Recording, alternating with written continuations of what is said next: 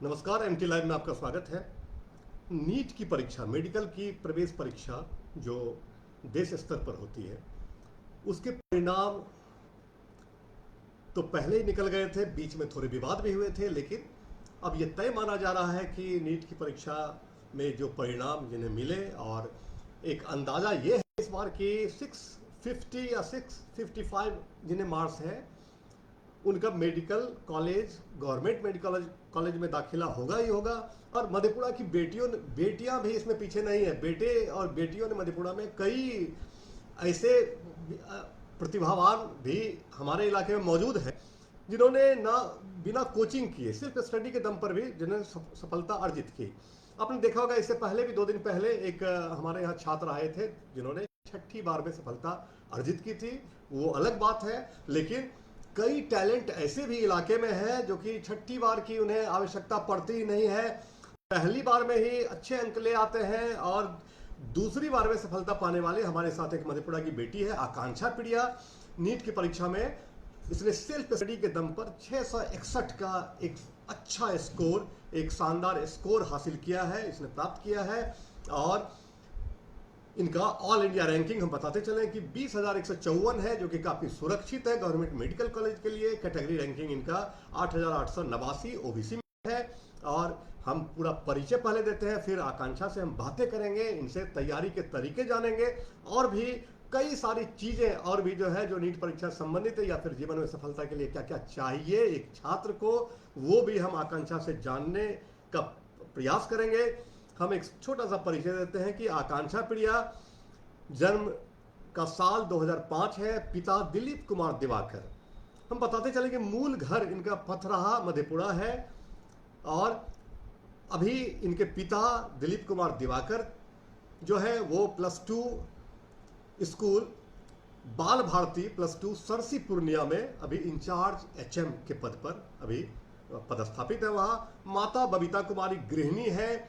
एक बड़ी बात होती है गृहिणी होना, चूंकि घर को संभालना हम समझते हैं कि वो नौकरी करने से ज़्यादा मुश्किल चीज़ है। अगर गृहिणी सही हो तो बाल बच्चे इसी तरह चमकते हैं, इसी तरह बनते हैं। जो टैलेंट आपके सामने है वो देख रहे हैं, ये माता पिता का इसमें योगदान है। और एजुकेशन के बारे में अगर हम बता दें कि 10th की परीक्षा इसने, आकांक्षा पिड़िया ने, ज्ञानदा शिक्षा मंदिर मधेपुरा में ये विद्यालय, वहाँ से 2021 में इन्होंने 10th किया है। ज्ञानदा शिक्षा मंदिर में अध्ययन की है आकांक्षा ने।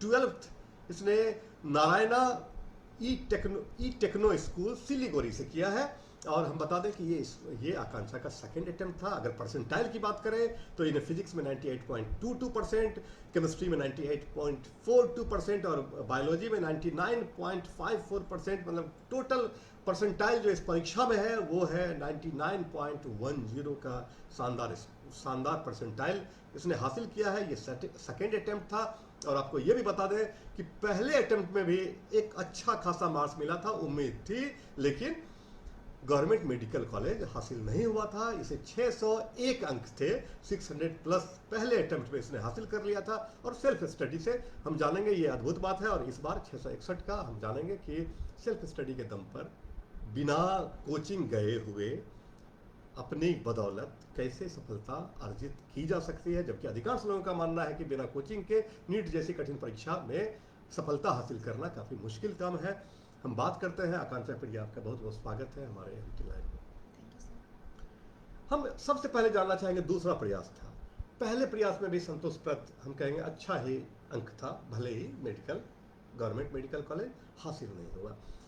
कितना विश्वास था इस दूसरे प्रयास के प्रति कि इस बार होगा, या फिर क्या कभी ऐसी शंका भी मन में आती थी, विश्वास डगमगाता भी था कि कहीं नहीं होगा, या कितना भरोसा था इस बार के लिए? सीरियसली मेरा विश्वास बहुत बार डगमगाता भी था, लेकिन कहते हैं कि अगर हम बार बार उस चीज़ को बोलें कि नहीं हम कर सकते हैं, तो वो सच में हो सकता है। क्योंकि मेरा कॉन्सेप्ट भी क्लियर था और बहुत ही अच्छा गाइडेंस भी मिला है शुरू से, तो मुझे विश्वास था कि मेरा हो जाएगा। बट कभी कभी ऐसा होता है जब आपका टेस्ट में कुछ नंबर कम आ जाए, तो उसके लिए कोई टेंशन की बात नहीं है, चिंता नहीं। तो मतलब भरोसा था इस बार हाँ था कि हो जाएगा। अच्छा, एक चीज़ जैसा कि हमने आपसे बात की और ये पता चला कि कोचिंग में इनरोलमेंट तो आपने लिया था, लेकिन कोचिंग आपने किया नहीं।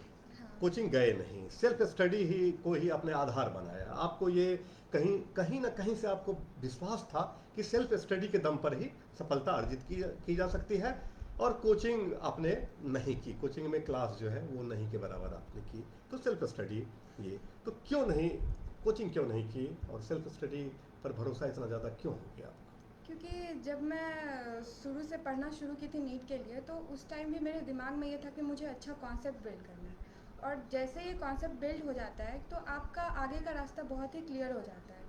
तो 12th तक जो पढ़ाई मैंने किया था उसमें बहुत ही क्लियर था सब कुछ, और उसके बाद फिर काउंसलिंग हुआ, कॉलेज नहीं मिला, तो मेरे दिमाग में फिर धीरे धीरे डिसअपॉइंटमेंट आने लगा। लेकिन फिर मैं पढ़ने के लिए वापस से सेल्फ स्टडी में आई, तो मुझे ऐसा लगता था कि अगर मैं 6 घंटे कोचिंग में बैठ करके वही सेम चीज़ को बार बार पढ़ूंगी तो इससे मेरा टाइम वेस्ट ही होगा। इससे अच्छा मैं उस टाइम में अपने आप को रिवाइज का मतलब फास्ट रिवीजन का टाइम दूँ और ज़्यादा से ज़्यादा प्रैक्टिस करूँ, वो मेरा मोटो था, तो इसलिए ऐसा हुआ। जी, तो लेकिन एक चीज़ है कि ठीक है, आप मान लीजिए पहले से तैयारी कर रहे थे या फिर समझ में सारी बातें आ रही थी, लेकिन बहुत सारे छात्रों को कभी कभी बहुत ज़्यादा दिक्कत भी होती है, उसे लगता है कि कोचिंग के बिना नहीं होगा। हाँ।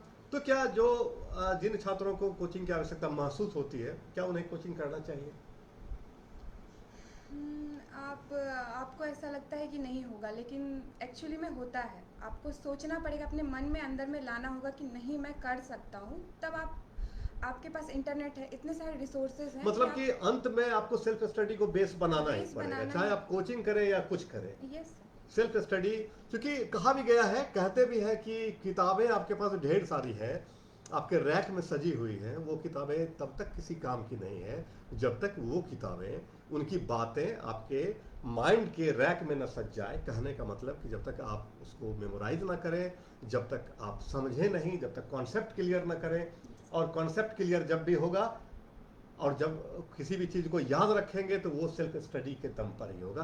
देखिए, सेल्फ स्टडी का बहुत बड़ा महत्व है।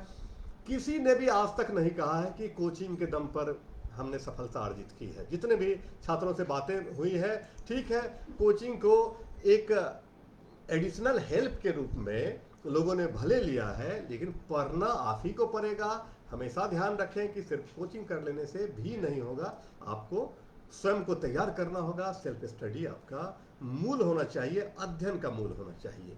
ये हम इससे पहले कि और अब मुख्य प्रश्न पर आए कि तैयारी इसकी कैसे, चूंकि अपने इलाके में ढेर सारे छात्र हैं और इस इलाके के छात्रों को अक्सर लगता है कि पता नहीं हो पाएगा या नहीं हो पाएगा, तो उनके लिए भी ढेर सारी बातें हम पूछेंगे आकांक्षा से, और हम ये चाहेंगे कि आकांक्षा से कुछ ऐसी बातें तैयारी करने वाले छात्रों को हासिल हो कि वो भी अगले साल जो तैयारी कर रहे हैं, अगले साल वो भी सफलता हासिल कर लें। इससे पहले हम कुछ टिप्पणियां ले लेते हैं, और ये और टिप्पणियां बिल्कुल उम्मीद भरी टिप्पणियां तो आएंगी ही, क्योंकि जो जिस तरह से मेडिकल का प्रोफेशन बड़ा, पहले तो बड़ा अच्छा लगता है कि मेडिकल का प्रोफेशन बहुत अच्छा है, लेकिन एक चिकित्सा व्यवस्था या बाकी जो एक सामाजिक व्यवस्था जो बाद में उभर के सामने आती है, वैसे में लोग हमेशा उम्मीद रखते हैं, और आपसे भी उम्मीद निश्चित रूप से रख रहे हैं लोग कि आकांक्षा जब भी डॉक्टर बन के आए तो एक अच्छी डॉक्टर बन के, एक मानवता की सेवा करने वाला जो डॉक्टर में भाव होना चाहिए वो हो। हम आते हैं टिप्पणी पर। ललित कुमार कहते हैं बधाई, माधव कुमार कहते हैं बहुत बहुत बधाई, गगनदीप कुमार कहते हैं कांग्रेचुलेशंस, और ललित कुमार ने वही बात जो हमने कही, ललित कुमार ने टिप्पणी की है कि उम्मीद है प्रोफेशनल डॉक्टर के बजाय गरीबों का डॉक्टर बनेंगे, महलों वाली अस्पताल ना सही, सही इलाज होनी चाहिए। डॉक्टर हिमांशु कुमार निक्कू सर कह रहे हैं कि परिश्रम से हर कुछ हासिल किया जा सकता है।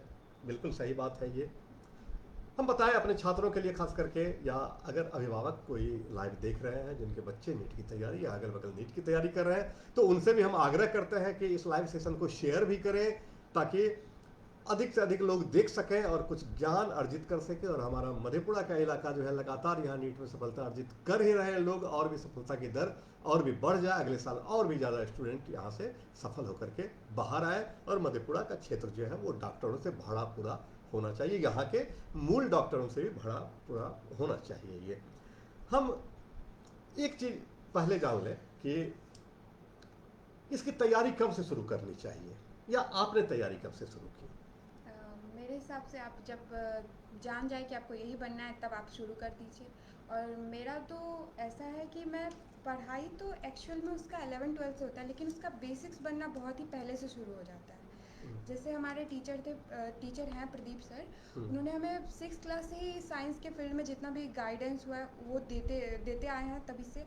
तो उसके बाद धीरे धीरे जब मेरे साइंस में बहुत ही इंटरेस्ट बढ़ने लगा तब मुझे लगा कि नहीं, अब मुझे नीट करना चाहिए। और बायो भी मुझे काफ़ी ज़्यादा पसंद था, और एक्चुअली में डॉक्टर बनना एक बहुत ही नोबल प्रोफेशन है।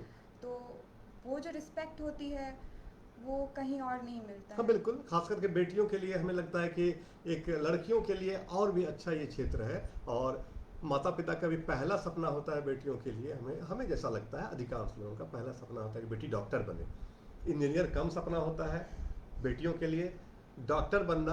और ख़ास करके ढेर सारी, और हमें लगता है कि जिस तरह से बीमारियां बढ़ रही हैं, रोग बढ़ रहे हैं, जिस तरह से हॉस्पिटल जाना होता है किसी भी परिवार को, वहाँ अगर किसी लेडी डॉक्टर को देख करके किसी भी माँ के मन में हो सकता है कि मेरी भी बेटी इस जगह पर एक डॉक्टर बने। और आकांक्षा ने छठी के बाद से ही दिमाग में रखना शुरू कर दिया था, और 11वीं मतलब उससे पहले जो है इसने तैयारी करीब माइंड मेकअप कर लिया था कि हमें डॉक्टर बनना है, इस फील्ड में जाना है। तो तैयारी उससे तब से ही करीब करीब माइंड मेकअप कर लिया था, तैयारी भी शुरू कर दी थी। हम छात्रों के लिए जानना चाहेंगे सबसे महत्वपूर्ण प्रश्न जो हमारे लाइव सेशन का होता है ये, कि इसकी तैयारी कैसे करें, कैसे पढ़ें, क्या पढ़ें। और साथ ही साथ आप ये भी बताएं, हम अलग अलग भी पूछेंगे कि फिजिक्स की तैयारी कैसे करें। अगर हम बात करें कैसे पढ़े, तो आपको बहुत ही लिमिटेड बुक रखना होगा। कि मतलब आपको बहुत ज़्यादा ज्ञान नहीं चाहिए, बट आपको एक कंपटीशन क्लियर करना है, फिर आगे बढ़ के आपको वो ज्ञान दिया जाएगा, उसके लिए पेशेंस रखना है।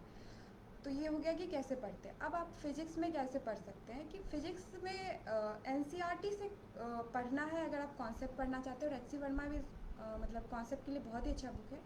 लेकिन आपको ज़्यादा फोकस प्रैक्टिस पे करना होगा, क्योंकि अगर आप ज़्यादा से ज़्यादा प्रैक्टिस करेंगे तो आपके पास मतलब कहते हैं ना, practice makes a man perfect. तो वही होता है। कम टाइम दिया जाएगा आपको एग्जाम में, और आपको ज़्यादा से ज़्यादा क्वेश्चन बनाना और दिमाग में क्लिक आना चाहिए कि अच्छा इसमें ये करना है। तो जितना आप प्रैक्टिस करेंगे उतना इंपॉर्टेंट है। तो आप कोई क्वेश्चन बैंक या PYQ को लेकर के प्रैक्टिस कर सकते हैं। तो फिजिक्स का यही है आगे। अच्छा, अगर किताबें पढ़नी हो तो जैसे एक छात्र अक्सर कहते हैं कि एनसीईआरटी की किताब जो नीट का बेस होता है, फिजिक्स के लिए कितना एनसीईआरटी सफिशिएंट है, या फिर एनसीईआरटी के अलावे और भी किताबों का अध्ययन फिजिक्स के लिए जरूरी है, क्योंकि न्यूमेरिकल पोर्शंस भी उसमें होते हैं और थोड़ा सा ये ज़्यादा हमें लगता है कि कठिन हो जाता है छात्रों के लिए तुलना में ये। तो फिजिक्स के लिए और कौन सी किताब का अध्ययन करें या कैसे? मेरे हिसाब से एक गाइड जिसमें MCQ है वो अलग से लेना है, जिसमें आपको बहुत ज़्यादा प्रैक्टिस करना है। और एक बुक जिसमें आपको जैसे मैं बता रही हूँ अपना, HC वर्मा पढ़ती थी, जिससे मुझे कॉन्सेप्ट बहुत अच्छा मिलता था। एससी वर्मा की किताब। हाँ, और मैं कॉन्सेप्ट के लिए उसके बाद मैं जो भी कॉन्सेप्चुअल क्वेश्चन होता था उसको बनाती थी, क्योंकि उससे सच में माइंड में कुछ कुछ होता है कि मतलब डेवलप होना शुरू होता है कि ये कैसे कैसे हुआ। फिर उसके बाद आपको प्रैक्टिस करने के लिए एक पूरा गाइड चाहिए जिसमें क्वेश्चन ही क्वेश्चन हो। उसके अलावा मैं मतलब कुछ कोचिंग इंस्टीट्यूट है, उसके पेपर को मैं डाउनलोड करके उसका क्वेश्चन बनाते रहती थी। तो अल्टीमेटली फिजिक्स में आपको प्रैक्टिस ही करना होता है कॉन्सेप्ट के साथ। केमिस्ट्री की तैयारी बताएं, केमिस्ट्री में क्या पढ़ें, कौन सी किताबें पढ़ें और कैसे तैयारी करें? फोकस एनसीईआरटी पे करना है। अगर आप कॉन्सेप्ट अच्छा करना चाहते हैं तो थोड़ा बहुत आप ओपी टंडन पढ़ सकते हैं। उसमें क्वेश्चंस भी बहुत अच्छे हैं। मतलब जैसे आप फिजिकल की बात करें, फिजिकल केमिस्ट्री की, तो उसमें क्वेश्चन बहुत अच्छे हैं। और ऑर्गेनिक भी बहुत अच्छा है, लेकिन वो ज़्यादा डीप है, जितना डीप क्वेश्चन आता नहीं है। तो आपके ट्यूटर जितना पढ़ाते हैं उस पर थोड़ा ट्रस्ट करना है, और बात की आपको क्वेश्चन ही बनाना है। PYQ बनाइए, उससे आपको एक्सपीरियंस आएगा कि इस तरह के क्वेश्चन आप पहले पढ़ चुके हैं। फिर उसके बाद आप नॉर्मल जो जहाँ भी आप पढ़ते, चाहे कोचिंग इंस्टीट्यूट में पढ़ते हो या फिर नहीं भी पढ़ते हो, तो आपको पेपर मिल सकता है टेलीग्राम पे, तो आप वहाँ से डाउनलोड करके उसको बनाते रहिए। मतलब इंटरनेट की मदद हम ले करके मतलब कि और भी अच्छी तैयारी कर सकते हाँ, हैं इसमें। बिल्कुल। और ख़ास करके हमें लगता है कि सेल्फ स्टडी के दम पर जो छात्र निकालना चाहते हैं, क्योंकि हमने ऐसा भी देखा है कि ऐसे भी छात्र आए हैं हमारे ही इंटरव्यू सेशन में आए हैं जिन्होंने कहा कि कोचिंग की, अभी जो कोचिंग है इसके लिए नीट के लिए जो दिल्ली और कोटा में, उसकी फ़ी इतनी ज़्यादा है कि बहुत सारे हमारे इलाके के गरीब छात्र से अफोर्ड नहीं कर सकते हैं। बहुत ज़्यादा है, 1 लाख 1.5 लाख रुपये वो नहीं कर पाते हैं। तो सेल्फ स्टडी के दम पर हमने ढेर सारे एग्जाम्पल्स को आपको दिखाया है। आकांक्षा प्रिया यहाँ बैठी हुई है, इसने सेल्फ स्टडी के दम पर नीट में सफलता हासिल की है। इससे पहले भी कई लगातार आ रहे हैं। इसलिए अगर दिमाग में, किसी के दिमाग में ये बात है कि बिना कोचिंग के नहीं हो सकता है, तो उस चीज़ को आप निकाल दीजिए दिमाग से। सेल्फ स्टडी के दम पर बिल्कुल हो सकता है, और वहाँ आप मदद ले सकते हैं, इंटरनेट की मदद ले सकते हैं। यूट्यूब पर हमें लगता है कि ढेर सारे जो भी टॉपिक्स हैं, चैप्टर हैं, उसे उसका कॉन्सेप्ट क्लियर हो सकता है। आकांक्षा करिए टेलीग्राम से भी मदद आप ले सकते हैं, इन्होंने टेलीग्राम से भी मदद ली थी उसमें। तो इस तरह करके आप उसमें कर सकते हैं। बायोलॉजी के लिए क्या? बायोलॉजी कम्प्लीटली आपको एनसीईआरटी पे फोकस करना है। एकदम कंप्लीट, उसके अलावा कुछ नहीं? उसके अलावा क्वेश्चंस बस। हाँ, मतलब उसके अलावा कोई किताब नहीं? नहीं, कोई किताब नहीं। अच्छा, तो उसको पढ़ के किया जा सकता है? हाँ, उसको पढ़िए और टीचर जो आपको बताते हैं बेसिक्स, बस खत्म। और हमें लगता है कि चूंकि बायोलॉजी इसमें जो आउट ऑफ 720 50% क्वेश्चन, 50% मार्क्स जो है वो बायोलॉजी के, हाँ 50% है। तो इसलिए बायोलॉजी पर हमें लगता है कि फोकस, और बायोलॉजी हमें लगता है कि थोड़ा तुलना में, फिजिक्स की तुलना में अधिकांश छात्रों को आसान भी लगता है। तो हमें लगता है कि स्कोर वहाँ बेहतर करके वो कुल स्कोर को, टोटल स्कोर को अपना बढ़ा सकते हैं। तो हमेशा यह ध्यान दीजिएगा। और फिर उसे, इसके अलावा जैसे आपने बात की पीवाई की, प्रीवियस ईयर्स क्वेश्चन, ये कितना महत्व है क्वेश्चन बैंक का या प्रीवियस ईयर क्वेश्चन का महत्व ऐसे है कि अगर आप उसको पढ़ते हैं तो आपको पता चलता है कि रिसेंटली कैसे कैसे क्वेश्चन आ चुके हैं। उस हिसाब से आप अगला वाला जो प्रिपरेशन है उसमें आप उसको लगा सकते हैं कि अच्छा मुझे यहाँ तक रहना है या फिर मुझे इस तरीके से पढ़ना है। तो पीवाईक्यू का ये गाइड करने का एक बहुत ही बड़ा रोल होता है। मतलब इसका काफ़ी महत्व है इसमें। हाँ। अच्छा, एक चीज़ बताइए कि इसके अलावा पढ़ने के तरीके में कुछ का मानना है कि रिवीजन बहुत ज़रूरी है। हाँ, अदरवाइज आप आगे बढ़ते जाते हैं, पीछे छूटता जाता है वो। तो रिवीजन कितना ज़रूरी है इसमें? रिवीजन तो बहुत ज़रूरी है, क्योंकि मैं भी बहुत बार भूल जाती थी, तो मैं भी बहुत रिवीजन करती, बहुत बार भूल जाते थे। हाँ। फिर रिवीजन करके फिर उसे याद करना। हाँ। और कभी कभी हमें लगता है कि रिवीजन अगर ना करेंगे तो आपकी महीनों की मेहनत आपकी बर्बाद हो जाएगी। हाँ। तो इसलिए अच्छा, रिवीजन का क्या रखना चाहिए? जैसे कि हम एक चैप्टर पढ़ें तो उसका रिवीजन हम कब करें, या फिर 5 चैप्टर पढ़ के फिर 5 का रिवीजन करें? कैसे करें रिवीजन? क्योंकि रिवीजन तो काफ़ी एक महत्वपूर्ण चीज़ है। हाँ, जैसे अगर मेरा मानना है कि सबसे ज़्यादा रिवीजन लगता है बायो में, उसके बाद केमिस्ट्री में, उसके बाद फिजिक्स में, क्योंकि फिजिक्स कॉन्सेप्ट है, केमिस्ट्री थोड़ा कॉन्सेप्ट, थोड़ा न्यूमेरिकल्स है, और बायो पूरा का पूरा मतलब वो है, मतलब लेक्चर रिवीजन की चीज़ है, लेक्चर टाइप। हाँ, तो उसको आपको पढ़ना पड़ेगा बार बार, क्योंकि पूरा फैक्ट ही आपको याद रखना पड़ेगा उसको। लेकिन केमिस्ट्री में अगर फिजिकल या फिर कोई भी ऐसे पार्ट होते हैं जिसको हम प्रैक्टिस करते रहते हैं, तो वो हम भूलते नहीं हैं जल्दी। और फिजिक्स में और भी कम होता है। तो आपको जब नीड पड़ रही है उस चीज़ की कि अच्छा अब मुझे करना ही पड़ेगा, मतलब मुझे समझ में नहीं आ रहा है और मुझे इस कॉन्सेप्ट में लैग हो रहा है, मैं इसका क्वेश्चन सॉल्व नहीं कर पा रही हूँ, तो उसको आप पढ़िए, यही इम्पोर्टेंट है। मतलब कि रिवीजन और क्वेश्चन बैंक दोनों का एक काफ़ी महत्व है, और प्रैक्टिस के लिए दोनों चीज़, प्रैक्टिस चाहिए इसमें। हाँ। परीक्षा में मतलब पूरी तरह से हम जो पढ़ें उसे फिर प्रैक्टिस में भी उतारें उसे। एक साथ साथ एक बात आती है नोट्स की। बहुत कहते हैं शॉर्ट नोट्स बनाना चाहिए, बहुत कहते हैं कि नोट्स बना लेंगे तो एग्जामिनेशन के समय में, परीक्षा से पहले उस नोट्स का हम रिवाइज करते हैं तो हमें समझ में आती है। आप अपना अनुभव बताएं कि नोट्स के बारे में आपका क्या अनुभव है? मेरा अनुभव है, मैं जो नोट्स बनाती थी वो मेरा नोट्स मैक्सिमम, अगर फार्मूला लिखना है तो मैं उसको अपने जो मेन नोट्स जो टीचर पढ़ाया उसके साइड में लिख देती थी। तो ऐसा होता है कि हम उसको अगर नीड पड़ा कि मुझे ये फार्मूला समझ में नहीं आ रहा है, तो हम उसको दोबारा यहाँ से देख सकते हैं। मेरे हिसाब से ऐसा था। और बायो के लिए तो आप बुक में ही कर लो, उधर साइड में एक सेक्शन होता है, वो उसी के लिए होता है। केमिस्ट्री में भी ऐसा ही होता है।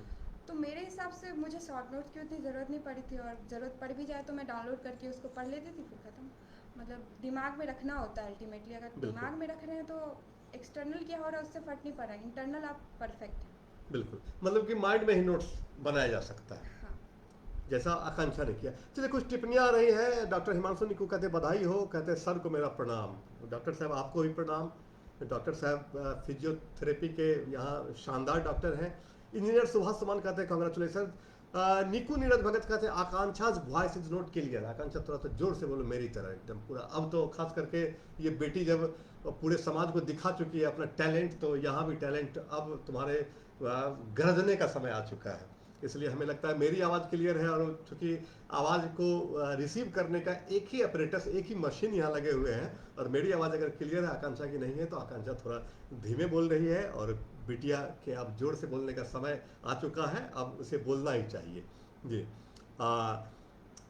जी, अगली टिप्पणी है निकू नीरज भगत की कि अब मधेपुरा पहले वाले मधेपुरा नहीं है। अब हमारे मधेपुरा के बच्चे भी जागरूक हो चुके हैं, वो अपनी पढ़ाई पर पूरी तरह से कंसंट्रेट हैं, और माँ बाप को वह पूरी देने की कोशिश करते हैं। आकांक्षा बहुत बहुत बधाई, बस नित नहीं चाहिए कुछ, हम मधेपुरा वासी की यही कामना है। अमन प्रकाश कहते हैं कांग्रेचुलेशंस। अमन प्रकाश KPS के डायरेक्टर हैं, किरण पब्लिक स्कूल के, कहते हैं आपको कांग्रेचुलेशंस। बिटिया जोर से बोलेगी इस बार से। और फिर हम एक चीज जानना चाहेंगे इसमें कि इस बार जो परीक्षा हुई थी उसका विवाद भी काफी हुए। हमें लगता है कि हाल के वर्षों में जितना विवाद नीट पर इस बार हुआ उतना नहीं हुआ। अब देखिए कि विवाद में, जैसा कि हमें जानकारी है कि केंद्र सरकार ने जो हलफनामा अपना सुप्रीम कोर्ट में डाला है, उसमें भी केंद्र सरकार ने अनुरोध किया है कि नीट की परीक्षा कैंसिल नहीं होनी चाहिए, इसलिए कि आकांक्षा जैसी बिटिया, फिर ऐसे बहुत सारे बेटे भी हैं जिन्होंने अपने मेरिट पर सफलता अर्जित की है, ये उनके साथ इनजस्टिस हो जाएगा। मधेपुरा की बेटी अगर खुद से पढ़ के नीट निकालती है, एग्जामिनेशन कैंसिल होता है, तो एक बात तो तय है कि फिर आगे भी सफलता हासिल कर लेंगे वो, लेकिन एक साल जिंदगी के बर्बाद हो जाएंगे। तुम्हारा क्या कहना है इसमें कि मतलब अगर कैंसिल हो जाता ये परीक्षा इस बार, अगर हालांकि होने की कोई संभावना अब नहीं दिख रही है, कैंसिल हो जाता तो कितना दुख होता? क्या फिर अगले साल के लिए खुद को प्रिपेयर कर सकती, या फिर अगले साल के लिए क्या कॉन्सेप्ट बना पाती? बिल्कुल बना पाते। पहले जब ये न्यूज़ आने लगा कि ये कैंसिल होगा, तो मैं मतलब बहुत ही नर्वस हो गई, अब क्या होगा, तो बहुत ही अंदर में भूचाल आने लगा। फिर धीरे धीरे मन में आने लगा कि नहीं, अगर यहाँ तक किए हैं तो आगे भी कर ही सकते हैं, जो होगा, चाहे कैंसिल होगा तो फिर एग्ज़ाम दे देंगे, अगर नहीं हुआ कैंसिल तो इसके साथ ही आगे बढ़ेंगे। तो मेरे दिमाग में जब ये थॉट्स आने लगे, तो फिर उसके बाद मेरा सारा कंडीशन न्यूट्रल होता गया। तो अभी बिल्कुल भी कोई गम नहीं है। अभी कोई गम नहीं है। चलिए, अब कोई गम नहीं है, क्योंकि देखिए मेरिट पर अगर किसी ने सफलता अर्जित की है तो उसे कोई गम नहीं है, क्योंकि जो परिस्थिति आएगी उस हिसाब से हम अपना उस हिसाब से देख लेंगे हम। चलिए, बेटी कह रही है उस हिसाब से देख लेंगे हम, है ना, नीट जैसी परीक्षा को देख लेंगे। इस बार जैसा कि कहा जा रहा है कि सिलेबस में परिवर्तन हुए थे, सिलेबस छोटा हुआ था, और फिर जो क्वेश्चन पेपर थे वो भी इस बार कुछ पहले की तुलना में हल्के थे। आप क्या मान रहे हैं, सिलेबस छोटा हुआ था या सिलेबस में और कुछ जुटा भी था? क्या क्या बात क्या है?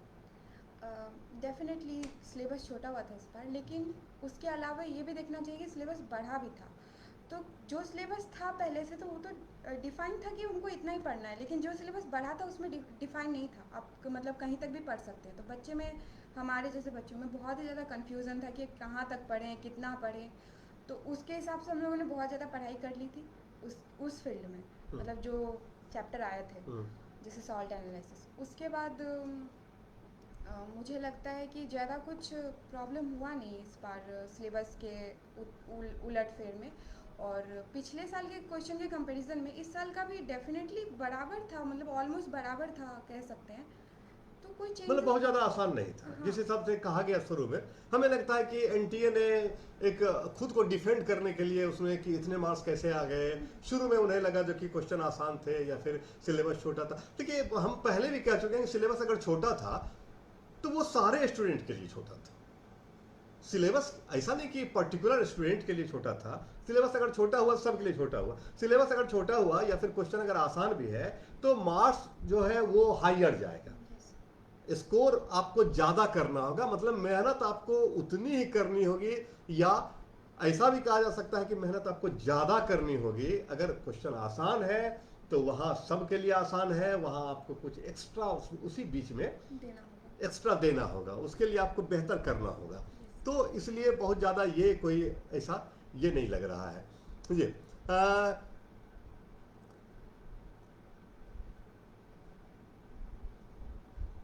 टिप्पणी आ रही है, मोहन कुमार गुप्ता कह रहे हैं कॉन्ग्रेचुलेशन, सुमंत डे कह रहे हैं congratulation, the children who are preparing will get inspiration from हर।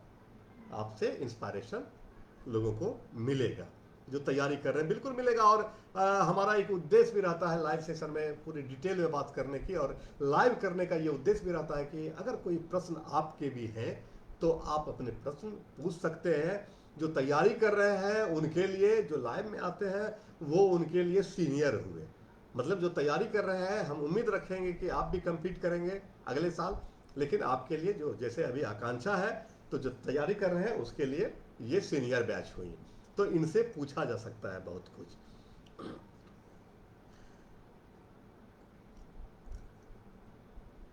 किसी भी सफलता के पीछे में कई लोग होते हैं, कहते हैं कि अकेले के दम पर बहुत कुछ हासिल नहीं किया जा सकता है, कम से कम अपना परिवार या बाकी लोग जो कुछ होते हैं। हम ये चीज़ जानना चाहेंगे कि ये बताएं हमें कि इस सफलता का श्रेय किन लोगों को देना चाहेंगे आप? जब मैं मैं जब 3rd क्लास में थी तो मुझे कुछ समझ में नहीं आता था क्या पढ़ना है। जैसे जैसे मैं बड़ी होती गई तो मैं ज्ञानदा शिक्षा मंदिर में एडमिशन लिया था। उसके बाद जो वहाँ के टीचर्स थे उन्होंने मुझे गाइड किया उसके बाद टिल 10th। और वहाँ जो प्रदीप सर थे, वो हमें शाम को जब मैं साइंस के लिए कभी भी कुछ भी हेल्प चाहिए होता तो मैं उनके पास जाती थी, तो वो मुझे बहुत ही प्रॉपर्ली गाइड करते थे कि कैसे आपको आगे बढ़ना है। तो उन्होंने मेरा साइंस का बेस बहुत ही स्ट्रॉन्ग कर दिया था। ये एक पिलर होता है कि आप उस चीज़ को समझने लगे जिससे आप आगे बढ़ेंगे। उसके बाद होता है कि मनी का फ्लो, मनी भी इम्पॉर्टेंट है। कभी कभी जब जैसे हमारे जैसे बच्चे जो कि बहुत ही प्रिविलेज्ड होते हैं, जिसके माता पिता सब कुछ दे रहे हैं, लेकिन बहुत सारे बच्चे होते हैं जो खुद से करते हैं। तो मैं प्रिविलेज्ड हूँ इस मामले में कि मेरे पेरेंट्स मुझे सब कुछ दे रहे हैं। तो मेरे इस पोजीशन पे आने में मेरे पेरेंट्स, मेरे टीचर्स जिन्होंने मुझे अभी तक खड़ा किया, उन सब का बहुत ही अच्छा रोल रहा है। उसके लिए थैंक यू। कुछ दोस्त भी होते हैं कभी कभी जिनकी मदद मिलती है, या फिर जो एक मोटिवेट नहीं कहे, मतलब कि एक कहे तो हौसला अफजाई वो हमेशा करते रहते हैं जिंदगी में वैसे। और ख़ास करके जो शिक्षक हैं वो तो उनका तो बड़ा रोल होता ही है, और माता पिता जिस तरह। देखिए आकांक्षा ने कई बातें की, जैसे कि एक पिलर के रूप में अगर आपके पेरेंट्स आपके साथ हैं। अच्छा एक बात बताएं कि जैसे पहली बार में असफलता हासिल हुई, पहली बार में नहीं हुआ, या फिर जब तैयारी कर रहे हैं तो माता पिता का क्या रिएक्शन था? मतलब क्या उन्हें लग रहा था, या फिर कभी एक हतोत्साहित भी होने वाली बात थी, या फिर कितना उत्साह वो बढ़ा रहे थे? वो काफ़ी काम थे। उन्हें ऐसा लगता था कि चलो बहुत सारे बच्चे होते हैं जिनका बहुत अटेम्प्ट देने के बाद भी नहीं होता है। कम से कम मेरी बेटी को ये सारा साइंस वाइंस समझ में तो आ रहा है। अच्छा, पहले से? हाँ, तो बहुत ही काम थे कि तुम्हारा जब जितना पढ़ना है, जैसे पढ़ना है वैसे पढ़ो, जो चाहती है वैसा। और इम्पॉर्टेंट ये भी है कि बहुत सारे रास्ते में अपने आप रास्ता बनता चला गया है। हमारे टीचर जो है वो बहुत ही हेल्प किए हमें, तो सब क्लियर होता चला गया। अगर आप करते जाते हैं तो सब कुछ क्लियर होता है। अच्छा एक बात जो आती है कि तैयारी करने में इतना पढ़ना चाहिए, उतना पढ़ना चाहिए, क्या एक लंबे समय तक लगातार पढ़ना वो क्या सही है, या फिर एक हम कहें कि जैसे हाल में एक शब्द आया इसी में कि मतलब स्मार्ट वर्क होना चाहिए, स्मार्ट पढ़ाई होनी चाहिए, या फिर एक जो है स्ट्रेटेजी बना करके पढ़ाई होनी चाहिए, तो वो लगातार लंबे समय तक पढ़ना वो कितना उचित है, या फिर एक गैप ले करके पढ़ना चाहिए? किस हिसाब से पढ़ना चाहिए, या फिर कितने घंटे पढ़ना चाहिए, क्या लगता है? घंटा डिफाइन नहीं होता। अगर आप कुछ सोचते हैं, आप कुछ करना चाहते हैं, तो उसके लिए घंटा कोई डिफाइन नहीं है। तो हम लोगों ने क्वांटिटी दिया है ना, वो तो टाइम तो ऐसा है नहीं घंटे में होता है, रियलिटी में ऐसा नहीं होता है ना। तो अगर आप कुछ चाहते हैं बहुत ही अंदर से, तो आपका दिल करेगा कि हम वही करते रहें, वही करते रहें।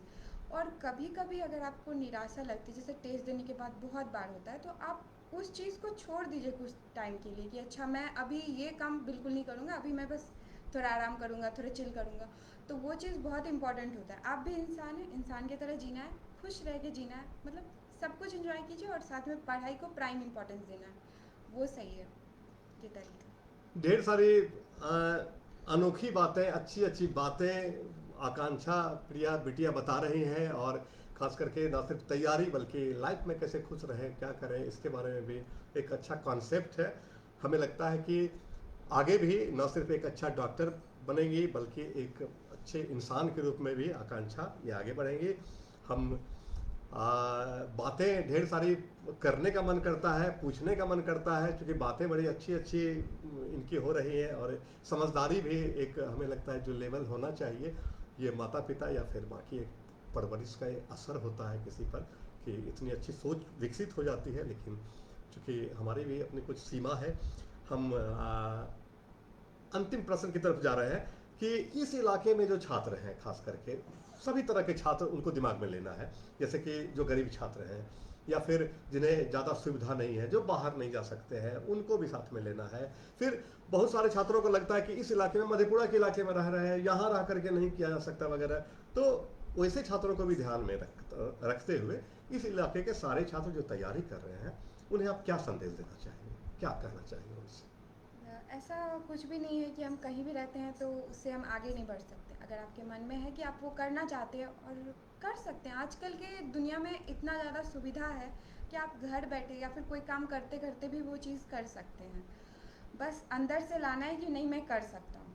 और दूसरी बात है कि प्रॉपर गाइडेंस चाहिए आपको। आप किसी गलत इंसान के गाइडेंस में नहीं आ सकते, वो भी दिमाग में रखना है। अगर आप गलत इंसान के गाइडेंस में आएंगे तो वो अल्टीमेटली आपको टाइम बहुत ज़्यादा लेगा। चलो भले सक्सेस मिल भी गया, नहीं भी मिल सकता है तो, लेकिन वो बहुत ज़्यादा टाइम लेगा और बहुत ही अनप्रॉपर तरीके से होगा। कुछ गलत चीज़ भी हो सकता है, मेंटली उस पर अफेक्ट भी पड़ता है। तो हमेशा शांत रह कर के कोई डिसीज़न लेना चाहिए। और इंटरनेट पे तो आपको बता ही दिए, ऑनलाइन कितने सारे प्लेटफॉर्म है जो कि बहुत ही काफ़ी ज़्यादा सस्ता है एज़ कम्पेयर टू जो आप ऑफलाइन लेंगे। और ऑफलाइन और ऑनलाइन में क्या डिफरेंस है? कोई खास डिफरेंस नहीं है, कंटेंट उतना ही देगा आपको। आपको अपना बेसिक्स बिल्ड करना पड़ेगा। और मधेपुरा में ऐसा नहीं है कि कोई टीचर, मतलब ऐसे टीचर्स प्रेजेंट नहीं है, प्रेजेंट है, बस ढूंढना पड़ेगा आपको। और ऑनलाइन भी बहुत सारे प्रेजेंट है जो कि काफ़ी सस्ते में कोर्स देते हैं। तो और हाँ, आपको अगर प्रैक्टिस के लिए पेपर्स चाहिए वो भी आपको मिल सकता है। तो इसमें मतलब कोई यहाँ यहाँ बैठे बिठाए सारा चीज़ हासिल हो सकता है। हाँ बिल्कुल। यहाँ से भी तैयारी की जा सकती है, यहाँ मधेपुरा में रह करके, हाँ घर पे रह के भी तैयारी की जा सकती है बिल्कुल। ऐसे। तो देखिए, छात्रों को ये संदेश है कि बहुत ज़्यादा जो है कहने का मतलब, अच्छा एक बात बीच में आकांक्षा ने कहा था, कही है बीच में, कि बहुत ज़्यादा किताब की अध्ययन की जरूरत नहीं है, भटकना नहीं है, कंसंट्रेट होकर के एग्जामिनेशन पॉइंट ऑफ व्यू से पढ़ना है उसे। ये नहीं कि बस नॉलेज लेते जाए, ये नहीं। एग्जामिनेशन पॉइंट ऑफ व्यू से पढ़ना है, नॉलेज देने के लिए आगे जब आप compete करेंगे, जब तो नॉलेज देने के लिए वहाँ ढेर सारे आपको ढेर फर्स्ट सारे ईयर लोग में मिलेंगे। 4-5 बुक है और इतनी मोटी मोटी मोटी मोटी किताब है, वहाँ पढ़ते रहिएगा, लेकिन यहाँ टू दी पॉइंट कंसंट्रेट होकर के एग्जामिनेशन के लिए पढ़ें। चलिए, ढेर सारी बातें हम आकांक्षा से जाने, हम आपको फिर से एक बार हम परिचय कराते चलें कि आकांक्षा पीड़िया हमारे साथ हैं। पिता दिलीप कुमार दिवाकर, मूल घर इनका पथराहा मधेपुरा है, और दिलीप कुमार दिवाकर अभी बाल भारती +2 स्कूल सरसी पूर्णिया में इंचार्ज HM के पद पर है। माता बबीता कुमारी गृहिणी है। एजुकेशन इनकी जो है वो 10th की पढ़ाई इसने ज्ञानदा शिक्षा मंदिर मधेपुरा से की थी। 2021 में 12th इन्होंने नारायणा टेक्नो स्कूल सिलीगुड़ी से इसने किया था। सेकेंड अटेम्प्ट में ये सफलता हासिल की है। फर्स्ट अटेम्प्ट में भी अच्छा मार्क्स था, 600+ मार्क्स था, 601 था, इस बार 661 है। ऑल इंडिया रैंकिंग की अगर बात करें तो 20,154 है। कैटेगरी रैंकिंग 8,889 है OBC में, और परसेंटाइल इनका फिजिक्स में 98.22, केमिस्ट्री में 98.42, बायोलॉजी में 99.54, टोटल इनका 99.10 है। ढेर सारी जानकारी आकांक्षा से हासिल हुई है। और आपसे विदा लेने से पहले एक हम चाहेंगे कि हमारे स्टूडियो में बिटिया आई है, कुछ यहाँ की मेमोरी, एक टोकन ऑफ लव यहाँ से आकांक्षा लेते जाए हमारे MT लाइव में आने का, और लोगों को इतनी बातें बताने का। आगे के छात्र, हम उम्मीद रखेंगे कि जो भी छात्र तैयारी कर रहे हैं इस लाइव से, वो ज़रूर बहुत कुछ सीखेंगे। और अगर आपके इसके बाद भी कुछ प्रश्न, अगर आपके के उत्तर आपको नहीं मिलते हैं तो आप कमेंट बॉक्स में लिखेंगे, हम आकांक्षा से हम कांटेक्ट करके उस प्रश्न का भी उत्तर देने का आपको प्रयास करेंगे लाइव के बाद भी। बहुत बहुत शुक्रिया आकांक्षा हमारे एमटी लाइव में आने का, और इतनी ज्ञान भरी बातें और ज़िंदगी से जुड़ी हुई ढेर सारी बातें, आपका कॉन्सेप्ट इतनी अच्छी, एक एक अच्छी बिटिया माँ बाप की और एक समाज की अच्छी बेटी हमारे स्टूडियो में आई है। बहुत बहुत आपका आभार है, और सभी हमारे जितने भी दर्शक एमटी लाइव के जो लगातार इस लाइव में बने रहे, उनका भी बहुत बहुत आभार। अपना ध्यान रखिएगा। शुभ रात्रि।